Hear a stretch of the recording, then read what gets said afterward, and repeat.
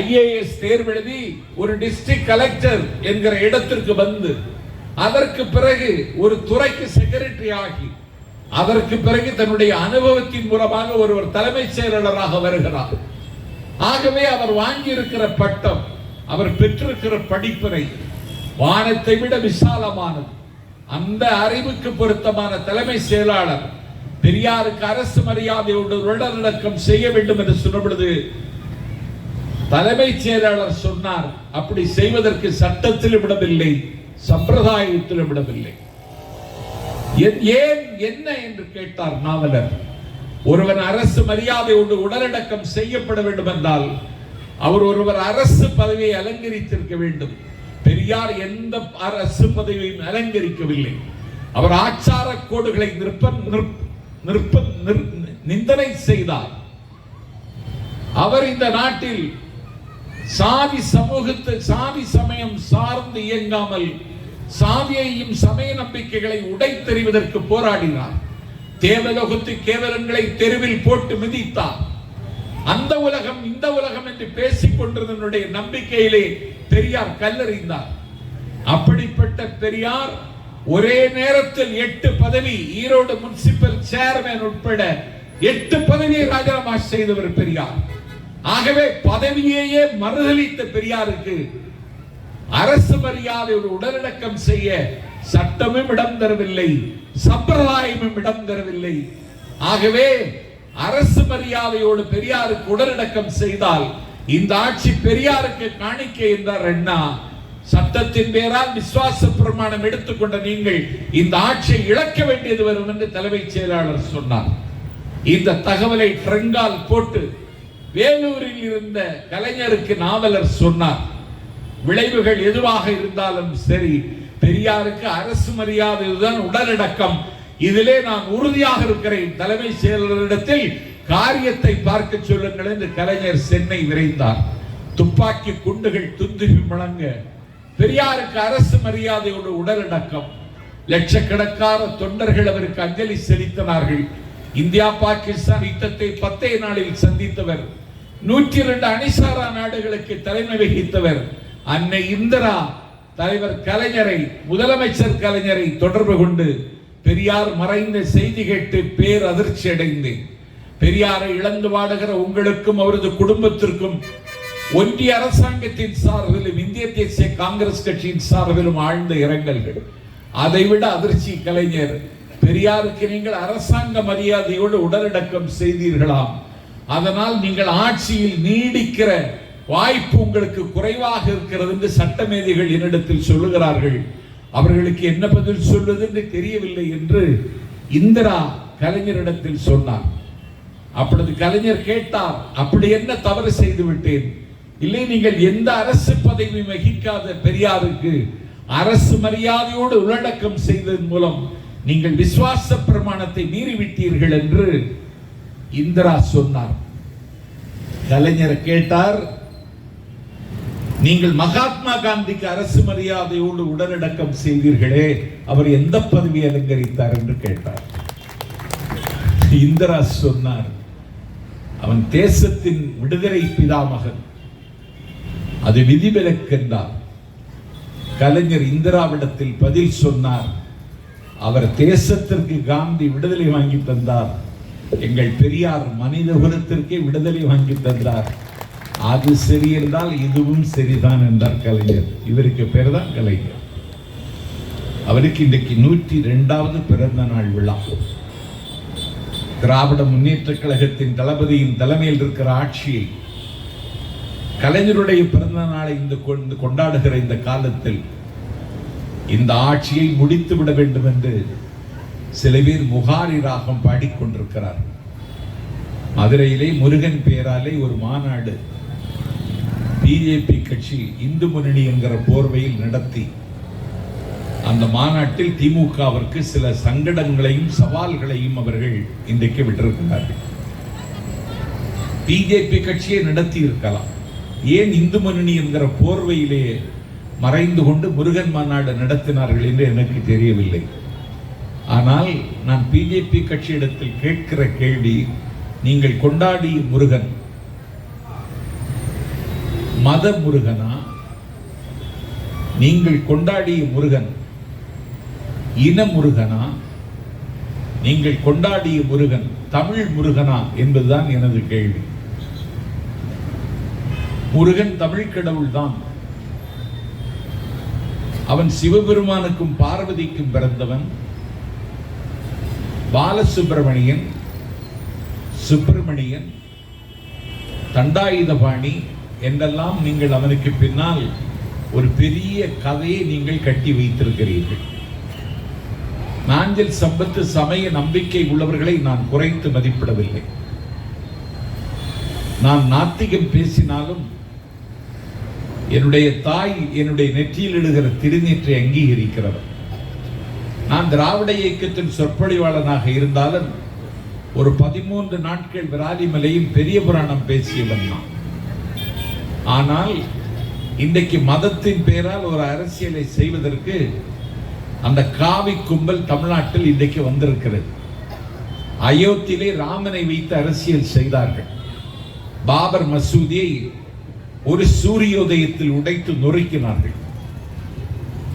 உடைத்து நொறுக்கிவிட்டு உச்ச நீதிமன்றத்திலே தீர்ப்பு வருவதற்கு 21 ஆண்டு காலம் ஆயிற்று.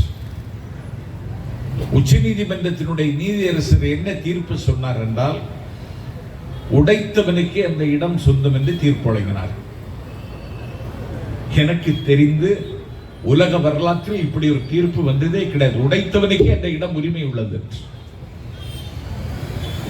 இந்தியாவில் இருக்கின்ற இஸ்லாமிய பெருமக்கள் அதிர்ச்சியில் உறைந்து போனார்கள். இஸ்லாமியர்கள் அதிகமாக இருக்கின்ற யுனைடெட் அரப் எமிரேட்ஸ், இந்தோனேஷியா என்று சொல்வார்கள். இல்லை, யுனைடெட் அரப் எமிரேட்ஸை விட, இந்தோனேஷியாவை விட இஸ்லாமியர்கள் அதிகம் நிறைந்திருக்கிற நாடு எங்கள் இந்தியா. நீ இப்படி ஒரு தீர்ப்பை நீங்கள் வாங்கிக் கொண்டீர்கள்.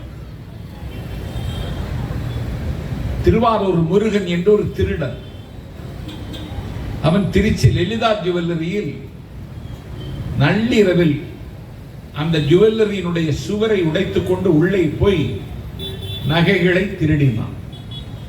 காவல்துறை அவனை கைது செய்தது, சிறையில் அடைத்தது. ஆனால் அவன் சிறைவாசிகளிடம், நான் விரைவில் விடுதலை பெற்று வந்து விடுவேன், திருவாரூர் திருச்சி லலிதா ஜுவல்லரி எனக்கு தான் சொந்தமானது என்றானாம். யாரிடத்தில்? சிறைவாசிகளிடத்தில்.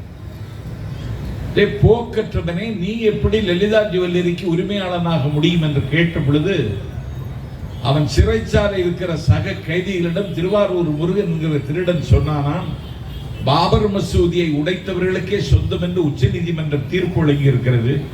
லலிதா ஜுவல்லரியை நான் தான் உடைத்தேன், நான் தான் எனக்கு உரிமை உள்ளது என்று தீர்ப்பு வரும் என்று. இப்படி ஒரு அரசியல் செய்த அயோக்கிய கூட்டம் தமிழ்நாட்டில் முருகன் பெயரை சொல்லி முதலெடுப்பதற்கு முயற்சிக்கிறார்கள்.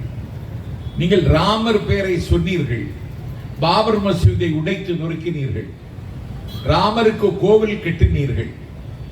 இந்தியாவுடைய பிரதம அமைச்சரே பூசாரி வேடம் போட்டு அந்த எல்லாம் செய்தார். குடியரசுத் தலைவருக்கு அழைப்பில்லை. நீங்கள் அயோத்தியிலே ராமர் கோவில் கட்டினீர்கள். அதற்கு பிறகு நேற்று நடைபெற்ற நாடாளுமன்ற தேர்தலில் அயோத்தி உள்ளிட்ட ராமர் கோவில் இருக்கின்ற பைசாபாத் தொகுதியில் வெற்றி பெற்றது அகிலேஷ் யாதவனுடைய வேட்பாளரை தவிர பிஜேபி வேட்பாளர் இல்லை. நாஞ்சில் சம்பத் செம்பாக்கத்தில் நினைவூட்டுகிறேன், இதுதான் தமிழ்நாட்டிலும் நடக்கும். நாங்கள் கொண்டாடுகிற முருகன், குன்றத்தூரிலே முருகன் இருக்கிறான், தாமோன் பர்சன் வந்திருக்கிறான். திருப்பூரிலே முருகன் இருக்கிறான், சிறுவாபுரியிலே முருகன் இருக்கிறான். தமிழ்நாடு முழுவதும் ஒரு 1000 திருக்கோவில்கள் முருகனின் பெயரால் இருக்கிறது. இதிலே 6 படை வீடுகள். முதல் படை வீடு திருப்பரங்குன்றம், பழமுதிர் சோலை, திரு ஆவணன்குடி என்கிற பழனி, அலைகள் மேவும் கடலோரம் திருச்செந்தூர், வேலவன் குன்றம் என்று சொல்லக்கூடிய திருத்தணி. இப்படி 6 படை வீடுகள் இருக்கின்றன. இப்பொழுது குன்றம் எதற்கு? குன்றம் எங்களுக்கு, குமரனும் எங்களுக்கு என்று ஒரு கோஷத்தை முன்வைக்கிறார்கள். நான் ஒரு வரலாற்று மாணவனாக இங்கே வந்திருக்கிற பொதுமக்களுக்கு சொல்லுகிறேன், தமிழர்கள் முதலில், மனிதர்கள் முதலில் வாழ்க்கையை தொடங்கிய இடம் குறிஞ்சி நிலம். குறிஞ்சி, முல்லை, மருதம், நெய்தல் என்று நம்முடைய வாழ்க்கையிலே நிலங்களை வகுத்தார்கள். குறிஞ்சி என்பது மலையும் மலை சார்ந்த இடமும். குறிஞ்சி பார்ப்பதற்கு ரம்யமாக இருக்கும். அந்த குறிஞ்சி மலை, பச்சை மலை, அதன் உச்சியில் இருந்து ஒழுகி வருகின்ற வெள்ளி அருவி, துள்ளி ஓடக்கூடிய புள்ளி மான்கள், புள்ளி கலாபம் விரித்து ஆடுகிற மயில்கள், மரம் விட்டு மரம் தாவுகின்ற குரங்குகள், எங்கு பார்த்தாலும் இயற்கை நாட்டியம் செய்கிற மலை இவ்வளவு அழகாக இருக்கிறதே. இந்த மலை இவ்வளவு அழகாக இருந்தால் ஏன் இந்த மலையை படைத்த இறைவன் எவ்வளவு அழகாக இருப்பார் என்று கருதி கற்பனையாக ஒரு அழகான உருவத்தை செய்து வழிபாடு தொடங்கிய கடவுளுக்கு பெயர்தான் முருகன். அந்த முருகன் பெயரால் இந்த நாட்டில் பல புத்தகங்கள் வந்திருக்கிறது. இவர்கள் மகாநாடு நடத்தினார்களே, அந்த முருகனுக்கு தனக்கு வயிற்று வலி வந்தது. அவனுடைய பெயர் பகழிக்கூத்தர். அவன் திருச்செந்தூர் முருகனிடத்தில் போய் வேண்டினான். வயிற்று வலி தீர்ந்தது. திருச்செந்தூர் முருகன் பிள்ளைத்தமிழ் என்று ஒரு நூல் எழுதினார். வாய் பேச முடியாத ஊமையாக இருந்தார் குமரகுருபரர். வாய் பேச முடியாத ஊமையாக இருந்த குமரகுருபரர் முருகனை வழிபட்டார். வாய் பேசுகிற வல்லமை கிடைத்தது. வைத்தீஸ்வரன் கோவில் புள்ளிருக்கும் வேலூர், சீர்காழி கதிருக்கு அருகில் இருக்கிறது. அங்கே ஒரு முருகன் இருக்கிறான். அவனுடைய பேர் குமாரசுவாமி. அந்த குமாரசுவாமியின் பெயரால் ஒரு பிள்ளை தமிழை பாடியவர் குமரகுருபரர். மீனாட்சி அம்மாள், மீனாட்சி அம்மையின் பெயரால் ஒரு பிள்ளை தமிழை பாடியவர் குமரகுருபரர். என் பெருமைக்குரியவர்களே, அருணகிரிநாதர் திருவண்ணாமலை கோபுரத்திலிருந்து கீழே குதித்தார். முருகன் அவரை வந்து காப்பாற்றினான். என்னை பற்றி பாடு என்று முருகன் அருணகிரிநாதரிடத்தில் சொன்னான். அருணகிரிநாதர் சொன்னார், நான் பாடறியேன், படிப்பறியேன், பள்ளிக்கூடம் நான் அறியேன், ஏழறியேன், எழுத்தறியேன், அறிவொளி இயக்கத்தில் கூட சேரலையே, எனக்கு பாட தெரியாதனால முருகன் ஓம் என்கிற பிரணவ மந்திரத்தை அவருடைய நாக்கில் எழுதினான்.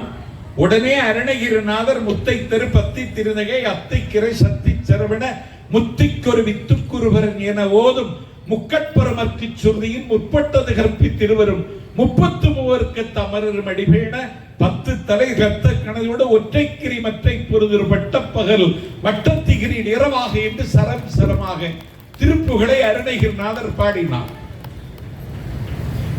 நாம் நம்முடைய மனைவிமார்கள், தங்கைகள் தினசரி வீட்டில் பாராயணம் செய்கிற கந்த சஷ்டி கவசத்தை தேவராயர் என்பவர் எழுதினார். பாம்பன் சுவாமிகள் முருகனுடைய அருள் பெற்றவர். திருவான்மியூரில் அவருடைய நினைவிடம் இருக்கிறது. அவர் நோயுற்று சென்னை சென்ட்ரல் ஹாஸ்பிட்டல் ராஜீவ்காந்தி பொது மருத்துவமனையில் அனுமதிக்கப்பட்டிருக்கிறார். கால் உடைந்து விட்டது. அறுவை சிகிச்சை செய்து தீர வேண்டும் மருத்துவர் சொல்லிவிட்டார். ஒரு நாள் பட்ட பகலில் மயில் வடிவத்தில் முருகன் வந்தான். அவருடைய காலில் இருந்த அந்த அடிபட்ட இடத்திலே இயல்பான நிலைமைக்கு கால் திரும்பிற்று. முருகனுடைய அருள் நேரடியாக கிடைக்க பெற்றவர் பாம்பன் சுவாமிகள். அவர் சண்முக கவசம் எழுதினார். இன்னும் சொல்லுகிறேன் உங்களுக்கு, ஆதிசங்கர பகவத் பாதர் லலிதா சகஸ்ரநாமம் எழுதியவர், கனகதாரா சோஸ்திரம் எழுதியவர், பஜகோவிந்தம் பாடியவர், 6 சமயங்களை ஒன்றாக்கியவர், நன்றாக்கியவர். அவருக்கு கர்னூலில் கர்நாடகத்தில் இருக்கும் பொழுது நோய் வந்து சிவபெருமானிடத்தில் போய் கேட்ட பொழுது, நீ திருச்செந்தூருக்கு செல், முருகனை வழிபடு, பன்னீரிலை பிரசாதத்தை வாங்கி பூசிக்கொடு என்று சொல்ல ஆதிசங்கரரே திருச்செந்தூருக்கு வந்தார். முருகனை பாடினார், பன்னீரிலை பிரசாதத்தை பெற்றுக்கொண்டார், நெற்றி நிறைய பூசினார். அவருக்கு வந்த நோய் நீங்கிற்று. அதனாலேயே திருச்செந்தூர்ல சுப்பிரமணிய புஜங்கம் என்று ஒரு பாட்டை பாடினார். மாநாட்டில் பேசினாங்களே காதி பயில்கள், எவனுக்காவது சுப்பிரமணிய புஜங்கம் தெரியுமா? எவனுக்காவது அருணகிரிநாதர் எழுதிய கந்தர்லங்காரம் தெரியுமா? கந்தர் அனுபூதி தெரியுமா? பாம்பன் சுவாமிகள் பாடிய சண்முக கவசம் தெரியுமா? பகழிக்கூத்தர் எழுதின திருச்செந்தூர் பிள்ளை தமிழ் தெரியுமா?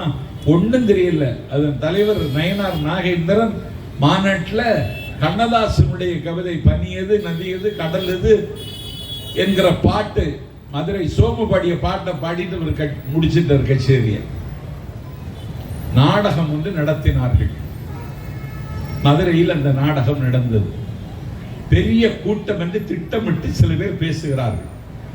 நாஞ்சில் சம்பத் செம்பாக்கத்தில் கேட்கிறேன், பழனியில தைப்பூசத்திற்கு கூடிய கூட்டம், திருச்செந்தூரில் சூரசம்காரத்திற்கு கூடிய கூட்டம், அந்த கூட்டத்தை விட பெரிய கூட்டமா?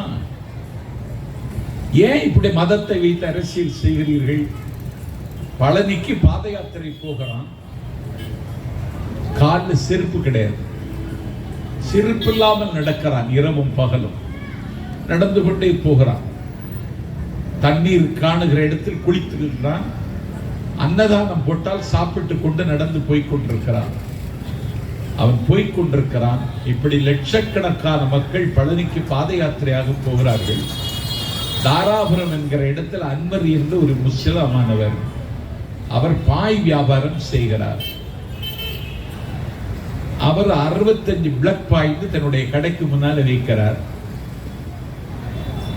ஒன்றே குலம் என்று பாடுவோம் என்று போர்டு வைத்துக் கொண்டு பழனி செல்லக்கூடிய பாத யாத்திரை செல்கிற பக்தர்கள் இந்த பிளக் பாயிண்டில் உங்களுடைய செல்போனை சார்ஜ் ஏற்றிக் கொள்ளலாம் என்று விளம்பரம் செய்து இரவு 11 மணி வரைக்கும் 65 பிளக் பாயிண்டிலையும் லட்சக்கணக்கான பக்தர்கள் தன்னுடைய போன்ல சார்ஜ் ஏற்றிக்கிட்டானே, அந்த அன்வர் தாராபுரத்தை சார்ந்த ஒரு இஸ்லாமியர். இதுதான் எங்கள் தமிழ்நாட்டின் பண்பாடு. நீ இந்த பண்பாட்டை பாடையில வைக்கணும்னு நினைக்கிற, அதற்கு முருகனை பயன்படுத்துகிற. நாங்க ஏற்கனவே முருகன் மாநாடு ஒன்று நடத்திட்டோம் 3 நாள் பழனியில. நீ 4 மணி நேரம் தான் நடத்தின, நாங்க 3 நாள் நடத்தினோம். அப்படி முருகன் உங்களுக்கு ஆதரவு தருவான்னா நிச்சயமா தரமாட்டான். அவன் சூரனை சம்காரம் செய்தது போல உங்களை சம்காரம் செய்வானே தவிர முருகன் ஆதரவு திமுகவுக்கு தான் தருவான். ஏன்னா முருகன் உரிமைக்கு போர் தொடுத்தவன். முருகன் இந்த நாட்டில் ஷெட்யூல்டு ட்ரைபு வள்ளியை காதலித்து திமுகவின் கொள்கைகளை அன்றைக்கே நடைமுறைப்படுத்தியவன். அன்றைக்கு நாரதர் முருகண்ட வந்து சிவபெருமாண்ட வந்து ஒரு மாங்கனியை கொடுத்தான். மாங்கனியை பெற்றுக்கொண்ட சிவபெருமான் அதை கணபதிக்கு கொடுப்பதா முருகனுக்கு கொடுப்பதான்னு சிவபெருமானுக்கே சந்தேகம். அம்பாள்கிட்ட கேட்டார், இந்த நாரதர் கலகம் செய்யணும் வந்துட்டான், ஒரு கனி கொண்டு வந்திருக்கான், கணபதிக்கு கொடுக்கவா முருகனுக்கு கொடுக்கவான்னு சிவபெருமானை மனைவிட்டு ஆலோசனை கேட்டான். நான் உட்பட எல்லாரும் இன்னைக்கு பொண்டாட்டிட்டு ஆலோசனை கேட்கிறோம்னா அது சிவபெருமான் தான் தொடங்கி வச்சான். ஒரு இடத்துல லட்சக்கணக்கான மக்கள் கூடியிருந்தார்கள். அதுல ஒரு யோகியார் வந்தார். பெண்கள் சொல்லை, வீட்டில் உள்ள பெண்கள் சொல்லை கேட்கிறவங்க எல்லாம் வலது பக்கம் வாங்க, கேட்காதவர்கள் இடது பக்கம் நில்லுங்கன்னா. அந்த லட்சக்கணக்கான கூட்டமும் வலது பக்கம் வந்துருச்சு. ஒரே ஒரு மட்டும் இடது பக்கம் நின்னான். இடது பக்கம் நின்னவனை பார்த்து யோகியார் சொன்னார், நீயாவது ஒரு ஆண்மகனாக துணிச்சலா பெண்கள் சொல்லாம கேட்க மாட்டேன்னு நிக்கிறியே, உனக்கு என்ன விருது தருவதுன்னு தெரியல, மோடிக்கு கொடுக்கறது மாதிரி ஒரு இது உனக்கு தந்தாகணும்னு அவர் சொன்னால். அவன் சொன்னான், ஒண்ணும் இல்லை சாமி, நான் வீட்டில் இருந்து புறப்படும் பொழுதே கும்பல்ல சேரக்கூடாதுன்னு என் மனைவி சொல்லிவிட்டா, அதனாலதான் தனியா நின்னா. மனைவிட்டு ஆலோசனை கேட்கிறங்கிறது அன்னைக்கே சிவபெருமான் தான் தொடங்கி வச்சான். அம்பாள் சொன்னாள், ஆதிபராசக்தி சொன்னாள், உலகத்தை ஏவன் சுத்தி வர்றானோ அவனுக்கு முதல்ல கனியை கொடுங்கன்ட்டான். முருகன் மயில் வாகனத்துல பெட்ரோல் போட்டுட்டு அவன் கிளம்பிட்டான் உலகம் பூரா சுத்துறதுன்னு. கணபதி இருக்கிறானே தும்பி கையன் தொந்தி வகிற்றது, உலகம் சுத்துக்கு அவனுக்கு வல்லமை இல்லை. அவன் தந்தை தாயை சுற்றிட்டு கனியை தாங்கன்னு கேட்டான். சிவபெருமான் அம்பாள் சொன்னா, தந்தை தாயை சுற்றினாலும் உலகத்தை சுற்றியதற்கு சமம், கணபதிக்கே கொடுத்துருங்கட்டாங்க. கணபதி கனியை வாங்கித்தான். உலகம் பூரா சுத்திட்டு வர்றான் முருகன். களைத்து இழைத்து மெலிந்து நலிந்து கருத்து சிரித்து வர்றான். நான் நியூயார்க்கில் 4 நாள் இருந்தேன். அந்த கணபதி பையன் ஒரு நாள் கூட அங்கே வரல. நான் சிங்கப்பூர்ல இருந்தேன், அங்கே கூட வரல. நான் துபாயில் கிராண்ட் ஹோட்டலில் தங்கியிருந்தேன், அங்கே கூட இவன் வந்ததா யாரும் சொல்லலை. அவன் ஒரு இடமும் வரல. அவனுக்கு எப்படி கனியை கொடுத்தீங்கன்னு கேட்டால தான் சிவபெருமான் சொன்னான், தந்தை தாயை சுற்றினாலும் உலகத்துக்கு சுற்றியதுக்கு சமம்னு அரசியல் சட்டத்தின் 17ஆவது பிரிவு சொல்லுகிறது. அதை பயன்படுத்தி நாங்கள் கணபதிக்கு கொடுத்துட்டோம்னு சொன்னால்தான் சொன்னான் முருகன், உங்க அரசியல் சட்டத்தை குப்பையில் தூக்கி போடுங்க, உங்க அதிகாரத்திற்கு நான் இனிமேல் கட்டுப்பட மாட்டேன். என்னை நேசிக்கிற பக்தர்கள் குன்றிருக்கும் இடத்துக்கு வரலாம், குன்றிருக்கும் இடமெல்லாம் இந்த குமரன் குடியிருப்பேன் என்று சிவபெருமானுடைய சாம்ராஜ்யத்தையும் ஒன்றிய அரசாங்கத்தினுடைய ஆதிக்கத்தை எதிர்த்து முதல்ல கேள்வி கேட்டு தனிநாடு கேட்டவனே எங்கள் முருகன் தான். அவன் அன்னைக்கே திமுகவின் செயற்குழு உறுப்பினராக இருந்தான். அப்படியே முருகன் உதவுவதாக இருந்தால் எங்களுக்கு உதவான்னு தவிர இந்த புறம்போக்குகளுக்கு ஒரு காலம் உதவ மாட்டான். அதே மகாநாட்டில் அண்ணாவையும் பெரியாரையும் இந்த நாட்டில் கொச்சைப்படுத்தி அங்கே ஒரு காட்சி போட்டார்கள். அங்கேதான் மோடியின் மகன் ராஜேந்திர பாலாஜி உட்கார்ந்திருக்கான். அங்கதான் நவீன அறிவியல் சித்தாந்தி செல்லூர் ராஜ் உட்கார்ந்திருக்கான். முன்னாள் அமைச்சர்கள் 4 பேர் உட்கார்ந்திருக்க பெரியாரையும் அண்ணாவையும் முருகன் பெயரால் நடத்திய மகாநாட்டில் கொச்சைப்படுத்துகிறார்கள். உன்னுடைய ரத்தம் கொதித்திருக்க வேண்டாமா? உன் குருவி சூடாக இருக்க வேண்டாமா? எங்கள் பெரியாரை அவமானப்படுத்துவதற்கு உனக்கு யாரிட அதிகாரம் தந்தது என்று நீ கேட்டிருக்க வேண்டாமா? அண்ணா திமுக என்று பெயர் வைத்துக் கொண்டு கொடியிலே அண்ணாவின் பெயரை படத்தை வரைந்து கொண்டு அண்ணாவையே கொச்சைப்படுத்துகிறான். ஆதிக்க புரியில் இருந்து வந்தவர்கள் என்றால் அதை வேடிக்கை பார்த்து கொண்டிருந்தீர்கள் என்றால் உங்களை போல வெட்கங்கட்டவர்கள் உலகத்தில் வேற எங்காவது உண்டா? திமுகவை ஒழிக்கணும்னா பழனிசாமி பிஜேபி கூட கூட்டணி வைத்துக் கொள்வானா? பிஜேபி கூட கூட்டணி வைத்து விட்டால் அண்ணா திமுக ஜெயிக்குமா? 40 தொகுதியிலும் பிஜேபியோடு கூட்டணி வைத்து தோற்ற கட்சி அண்ணா திமுக. அன்றைக்கு தான் ஜெயலலிதா சொன்னார், நான் வாழ்க்கையில் ஒரு பெரிய தவறு செய்து விட்டேன், இனி எந்த நாளிலும் பிஜேபி கட்சியோடு கூட்டணி இல்லை என்று சென்னை மெரினா கூட்டத்தில் அறிவித்தார் ஜெயலலிதா. நீங்கள் ஜெயலலிதையாவது மதிக்கிறீர்களா? எங்கள் ஊரில் மண்டைக்காட்டில் பகவதி அம்மன் கோவிலில் இந்து முன்னணி கலவரத்திற்கு வித்திட்ட பொழுது இந்து முன்னணியினுடைய நடவடிக்கைகளை கடுமையாக விமர்சித்தார் மக்கள் திலகம் எம்ஜிஆர். யார் ஜாதி பார்க்கிறா? வேற வழி இல்லாம கல்யாணத்துக்கு ஜாதி பார்க்கிறோமே தவிர சாதியற்ற ஒரு சமூகம் புலர்ந்து வருகிற காலகட்டத்தில் சாதியின் பெயராலும் மதத்தின் பெயராலும் இந்த நாட்டில் தமிழ்நாட்டில் ஒரு கலவரத்தை தூண்டுவதற்கு அவர்கள் திட்டமிடுகிறார். எங்கள் கழக அரசு அண்ணன் ஸ்டாலின் அரசு மாநாட்டுக்கு பாதுகாப்பு கொடுத்தது. பேசணுமே எவனாவது உருப்படியா பேசினா ஆட்சி அகற்றி விடுவோம். ஆட்சி அகற்றுறது எப்படி? அது என்ன பிள்ளை விளையாட்டா? மணல் வீடு கட்டி கலைக்கிறது மாதிரியா? கருவை கலைச்சது மாதிரி ஆட்சியை கலைச்சிடலான்னு நினைக்கிறியா? உங்க கட்சியில இருக்கிறவன் பாதி பேர் இந்த நாட்டில் வழிப்பறி கொள்ளைக்காரன். உங்க கட்சியில் இருக்கிற பெண்கள் எல்லாம் பாலியல் குற்றவாளிகள். ஒரு சமூக விரோதிகளின் கூடாரம் பிஜேபி. நீ தமிழ்நாட்டில் சட்டம் ஒழுங்கு கெட்டதுன்னு எங்கேயாவது ஒரு சம்பவம் நடந்தா சட்ட ஒழுங்கு கெட்டதுன்னு சொல்ற. உத்தரப்பிரதேசத்துல ஹர்ஷத் கிராமத்துல காலடி என்கிற இடத்துல ஒரு போலீஸ் சாமியார் பேசுறான். போலீஸ் சாமியார் பேசுகிறதை கேட்க லட்சக்கணக்கான மக்கள் கூடுகிறார்கள். அவன் பேசி முடிச்சார். அங்க வந்திருந்த பெண்கள் அவருடைய காலடி மண்ணை எடுக்க வேண்டும் என்று கருதி நான் முந்தி நீ முந்தி என்று முண்டி அடித்துக் கொண்டு நெருங்கி அந்த நெருக்கத்தில் சிக்கி 218 பேர் உத்தரப்பிரதேசத்தில் செத்தார்கள். நாஞ்சில் சம்பத் செம்பாக்கத்தில் கேட்கிறேன், குற்றப்பத்திரிகை தாக்கல் செய்தியா? அந்த போலி சாமியார கைது செய்தாயா? அவர் மீது வழக்கு போட்டாயா? ஒரே இடத்தில் 218 பேர் செத்துதான். இங்க அப்படி இருக்கா? நீங்களே உயிரோடு இருக்கீங்களே, இங்க என்ன நடந்துச்சு சொல்லு. என்ன அசம்பாவிதம் நடந்தது சொல்லு. டெல்லியில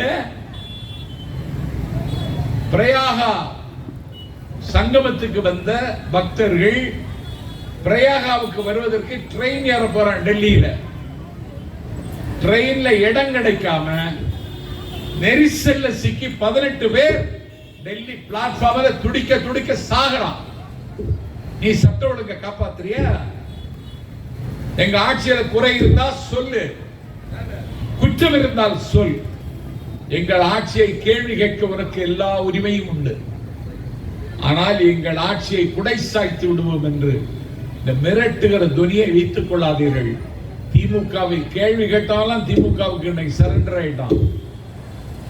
நீ பிஜேபி கூட கூட்டணி சேர்ந்ததுனால பழனிசாமி பவித்திரவன சாமியாக மாற முடியாது. அவன் 1 லட்சம் கோடி இருக்கு, 5000 கிலோ தங்கம் வச்சிருக்கான் பழனிசாமி. இன்னும் 5 பொது தேர்தலை சந்திக்க பணம் இருக்கு.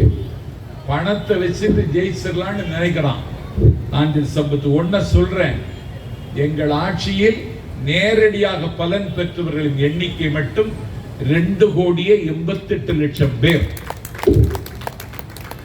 அறத்திற்கு சக்தி இருக்குமானால், நீதிக்கு வல்லமை இருக்குமானால், நியாயத்தை மக்கள் ஏற்றுக்கொள்வாரானால், நன்மைக்கு இந்த நாட்டில் ஆரத்தி காட்டுவதற்கு தமிழ்நாட்டு மக்கள் தயாராக இருப்பார்களானால் 7வது முறையும் எங்கள் ஸ்டாலினை மீண்டும் முதலமைச்சர்.